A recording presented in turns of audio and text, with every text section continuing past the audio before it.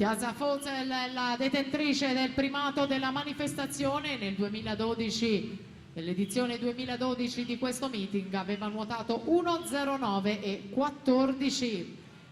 Primato italiano di Lisa Fisneider 1.05 e 28. Fosel davanti a tutte senza avversarie, questa mattina ha nuotato 1.12 e 32 per la qualificazione.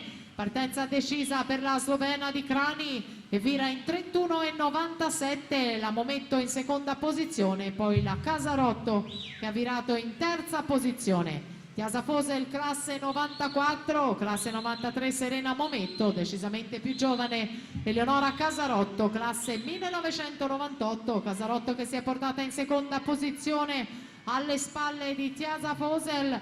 E dunque siamo nelle battute finali di gara, sembrano ben definite le posizioni con la slovena in arrivo per la vittoria. Tiasa Fosel, vediamo il crono, siamo sotto il primato, 1.08 e 58 per lei, Casarotto 1.10.91, Mometto 1.11.45 e dunque è festa e sono i balli dei pinguini per il nuovo primato del meeting, New Competition Record, Tiasa Fosel.